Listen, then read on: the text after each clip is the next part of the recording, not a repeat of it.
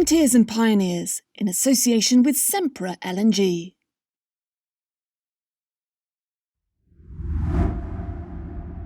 Success is achieved through effort and determination and perseverance. Essentially, those are the simple things.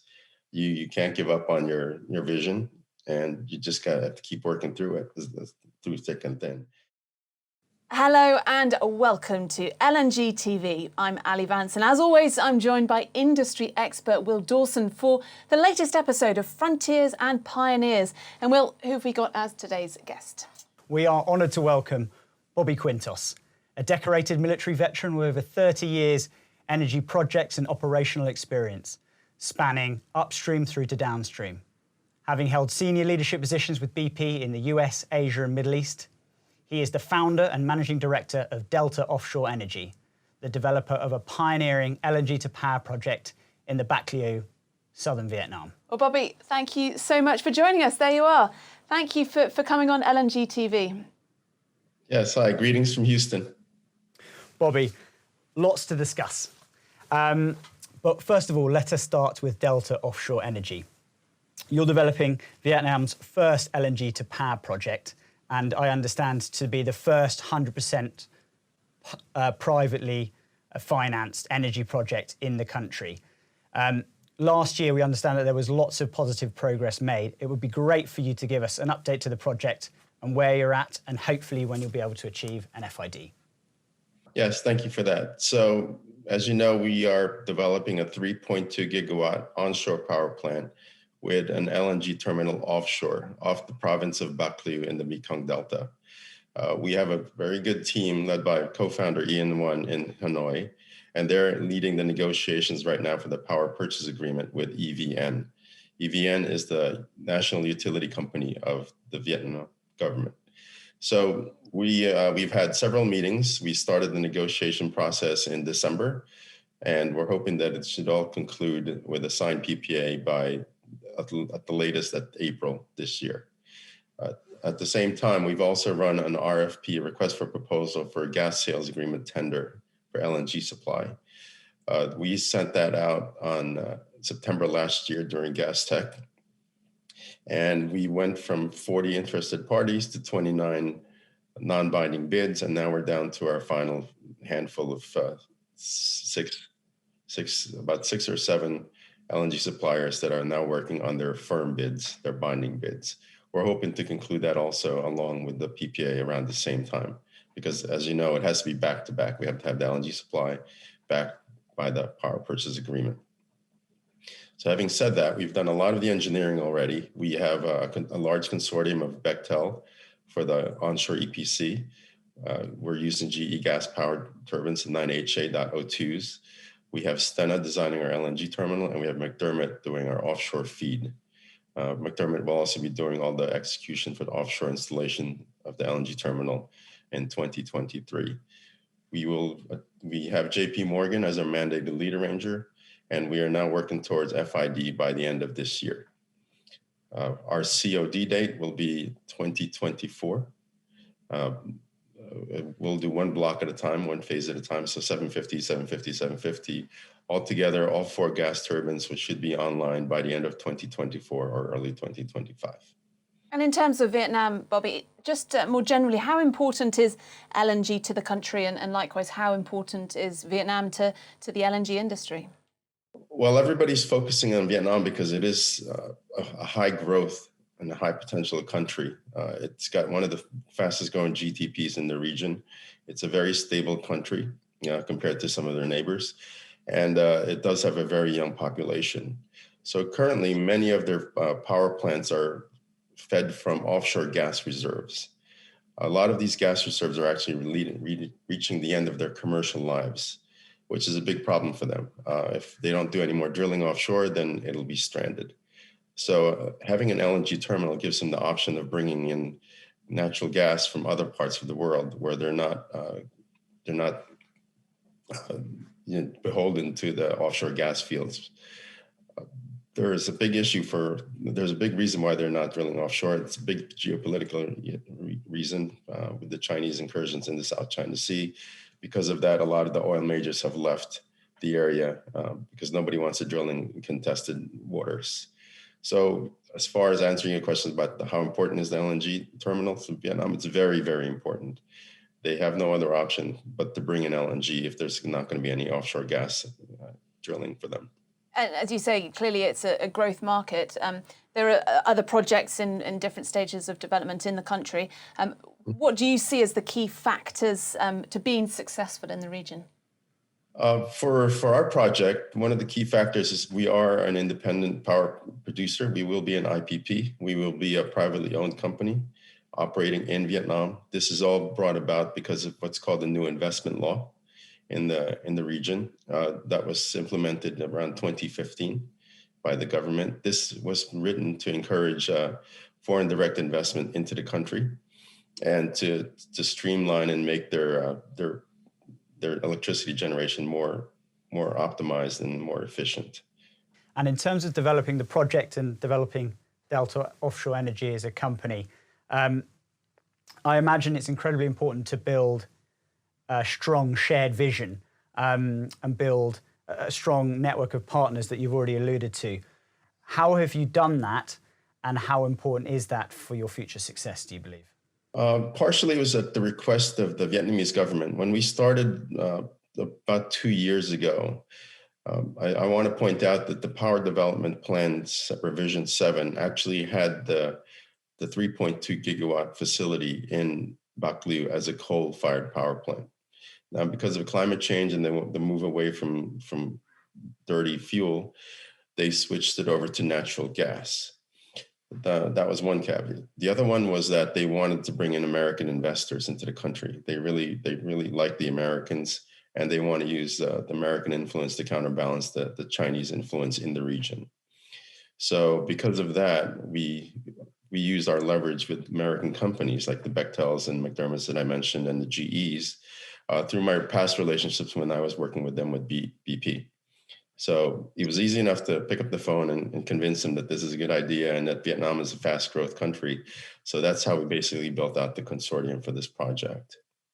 And you mentioned the RFP for potential suppliers of LNG for the terminal. You know, as an asset of national importance, what are the key factors that you are considering when looking at who you will be partnering with?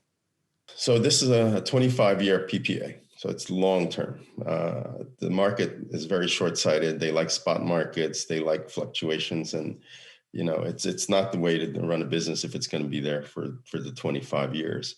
So what we wanted to do, and part of what we're considering as we negotiate these contracts and as we do our financial model and our on the gas sales, basically is we want to balance out and use both the oil index and a Henry Hub index. So that way we try to remove some of that volatility that you see in the market when oil prices shoot up, or then the prices go up because it's a percentage wise to the oil price, right? Like the Brent or the Henry Hub index, where it's probably more stable because there's a lot more supply coming out of the United States. So we want to have a combination of both indexes at the end of our exercise when we select their suppliers. So it won't just be one. It'll be probably 2 or 3 suppliers that we're going to be contracting with and breaking up the 3 million tons per year requirement that we have. You're talking about a massive project here, millions of dollars worth. But what does it actually mean for the men and women on the streets in Vietnam, for those people in that country? Well, the reason that the Vietnamese actually selected this location for us is because they want to grow the southern part of the country. The Mekong Delta is primarily agricultural, a lot of aquaculture, shrimp farms. The center of gravities are the large cities of Ho Chi Minh and Saigon and Hanoi. So they wanted to start looking at developing the South a bit more, eradicating poverty, bringing the cost of living up, raising the cost of living in those areas higher. And the way to do that is, of course, is to bring electricity that's affordable and that's reliable, and to develop the industry there. They do want to look at bringing in industrial centers down in the south. So they need reliable power for that.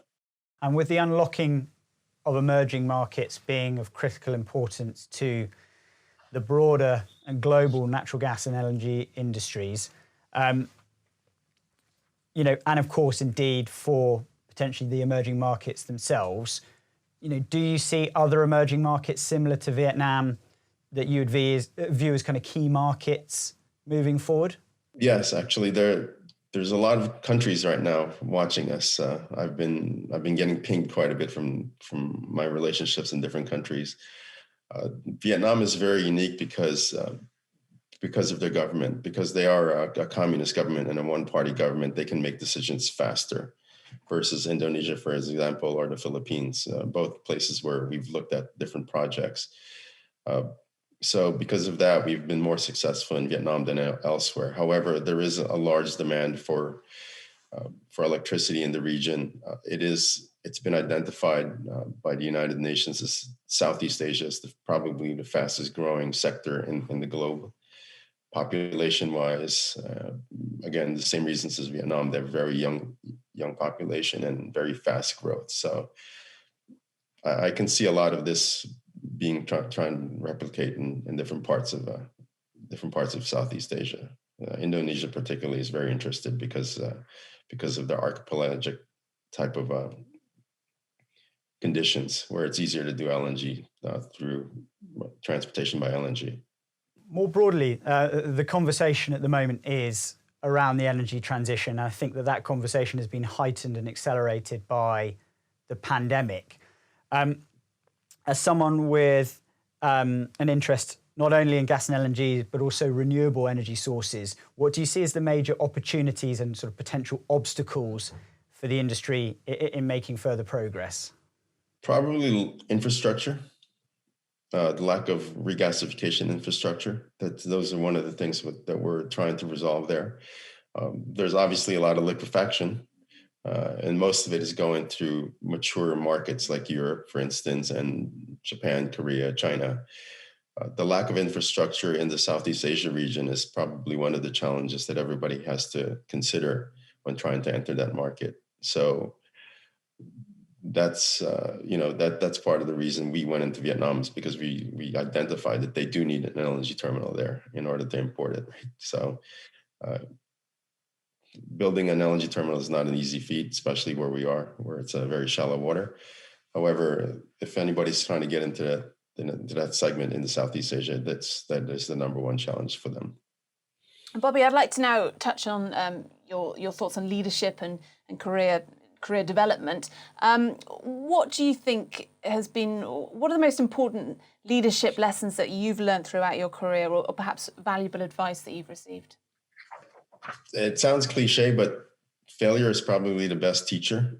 So, there's many parts in my life where I've failed, but the key there is not to give up. It's the perseverance part of it. It sounds really, really cliche, Success is achieved through effort and determination and perseverance. Essentially, those are the simple things. You can't give up on your vision, and you just gotta have to keep working through it, through thick and thin. You're going to get a lot of no's. For Delta to be where we are now, we have many people, many funds, many groups that we've approached that said, no, you got to work it a little bit more, until finally somebody said yes. And now the same people who said no before are now knocking on the door saying, hey, remember us? We're still interested. So, if you look at the history of successful or the lives of successful people, I like reading a lot of biographies. You can see that there's a similar pattern there. They've failed, they've been rejected, but they've persevered. So that's, if anybody's listening out there that's interested in that, that's basically the game plan. And I guess that links to my next question about, you've been so, perseverance and failure is so important to being an entrepreneur, which you certainly have in Bac Lieu's Entrepreneurial Spirit. Where do you think this comes from? Well, I didn't actually start out as an entrepreneur. I've had a successful career in corporate oil and gas with BP. One of the challenges, though, when I was working inside BP is it became such a large organization that there were many things that I said to myself, I would never do this if I ran the company or if I owned the company. These are things that I would eliminate, and this is how I could run things more efficiently. So it finally got to the point where I said, okay, I'm going to run my own company. So there was good and bad about that. The good thing is I've removed all of those layers that I thought were not necessary for the decision-making process. But the bad thing is, if you don't have a big company like BP behind you, it's a bit more of a struggle to get things going, to get that inertia moving forward. So I guess you can say I'm an accidental entrepreneur. Interesting thought. So, you're taking lessons from and experiences from your major experience with the likes of BP and clearly a military background. What are the things that you were absolutely, you felt were critical to embed within your organizational culture? A lot of it is just having timelines and deadlines to follow. So that's what we were pushing the most with the team now in Delta. When we receive the investment registration certificate, we actually have a timeline to develop and to deliver our COD, our commercial operations day. And it's a very, very tight timeline. So again, a lot of the things in the region is losing face too. You don't want to lose face. When you make a commitment, you want to make sure that you hold up to it. It's a cultural thing over there. So by having deadlines and timelines and pushing the team, it keeps people focused in the team. And by streamlining decision processes, it makes it faster. And people do get frustrated if leadership takes a long time to decide anything. If they have to go through steering committees and other committees, people waiting, getting ready to do the work are just sitting there waiting and twiddling their thumbs. It's not very good for morale. So by streamlining decision processes, it's the way to go. As a former military man, you'll be obviously familiar with the rushing to wait. Right. But also, thinking of entrepreneurialism, the SAS's motto of "Who dares win."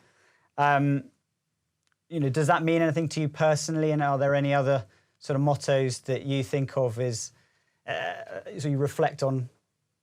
Yeah, SAS. I know a few friends in the SAS, coming from also the special ops community in the U.S. military and the U.S. Navy. I have funny stories because when I finished with my tour in Iraq, I actually went back for BP because they already knew I was okay getting shot at, to help develop the Rumaila field. And, we were still in the war climate. So we had a lot of former SAS, basically bodyguards driving me around. And they used to rib me quite a bit, actually, because they know I was a Navy guy also in Baghdad. So a lot of friendly competition, I should say, there. But at the end of the day, it's a characteristic, I think, for folks in SAS and the special ops community to take chances, as much as reasonable as possible, take chances in order to achieve your mission. That's why dare to win. If you don't take chances, you shouldn't even be there, anywhere, because it won't work. In the SAS's cases or special ops cases, you'll get killed. Again, with the waiting part of it, waiting in the military and combat situations is never good because that means you're a sitting target, right? So moving forward, daring to win, taking chances. Again, one of my other favorite mottos is fortune favors the bold. So, but basically what that implies is that you're ready. You have to be ready, either through training or through planning. So when the time comes, you're ready to jump. You're bold enough to take that step to achieve your mission. Now, Bobby, here on LNG TV, we like to get to know our guests a little better. So describe your perfect weekend then away from work, and I guess how do you manage that work-life balance? I haven't had too many weekends away from work recently, but perfect weekends, just getting out in nature, going camping, for instance, or when I lived in Indonesia, I did a lot of scuba diving, so that's great to see that. Even just reading a good book and turning off your phone is a good thing, or preparing a good meal. I love eating. Part of what I do when I travel is I try all different types of foods and even street foods, just to learn the culture even more, because I think you learn the culture through the language and through what they eat. So you touch on trying lots of different foods in different countries and embracing the cultures. I'm sure that's quite a large part of your job. Obviously, you're traveling all the time. Is there one experience, one place that stands out for you? I can name a good and a bad. Yeah, go on then. Balance that, right? The bad one was when I was in a war in Nigeria and I got food poisoning. I was going to say it's going to have street food in this story. We don't want any more details. That was memorable in a negative sense, but right. In a positive sense, again, one of the best places I've dove in was the Bandanera Islands in Indonesia. So at that location, we were diving with hammerhead sharks in 40 meters of water. So that was really fun. You're making us all very jealous with all this no traveling. The fact we haven't traveled for the last year or so, it's a lovely thought. Yeah, absolutely. Inspirational being unable to travel. And on the sort of notion of inspiration, is there sort of one individual that has stood out to you as being the most inspiring that you've ever worked with, or indeed perhaps maybe had the biggest impact or influence on you in your career? As far as work with recently, probably the two generals that I worked with in Iraq were quite inspiring, General Odierno and General Austin. The challenges of having, they had at least 500,000 people in country that they had to manage, basically, in difficult situations. So watching them, briefing them, seeing how they took my recommendations and implemented it, I thought that was learning for me. That was a very good learning process for me, and how they manage all of that. Good folks, different personalities. General Odierno is more your typical Army gung-ho type, and General Austin was more of the pensive type, and more deliberate in making his decisions. But they both achieved their mission. So those two folks are, I think, for me, more inspirationally working with. Yeah, 500,000 person organisation is quite unbelievable. In terms of sort of yourself, Bobby, and thinking about wanting to have an impact both on a personal and professional level, what's the impact that you hope that you are going to have been able to make? Well, I'm hoping that once this power plant is up and running, that I actually witness the growth of the region. The way it is right now, again, that part of of Vietnam is somewhat behind the cities. There's the poverty eradication would be good, and also it'd be good to see that once we have this power plant up and running, that it's copied in other locations where it's needed, like Laos and Cambodia and Indonesia, where you help with the poverty eradication there as well. So it's a first step, but I hope once this step is made, then it'll be easier to take that second and third and fourth step. Brilliant. Thank you so much, Bobby. Well, look, all the best to you and to Delta Offshore Energy, and I hope that your project goes very well in the future years. But that is all we have for you. Thank you for joining us on LNG TV and on Frontiers and Pioneers. Until next time, it's goodbye from Will and myself. Frontiers and Pioneers, in association with Sempra LNG.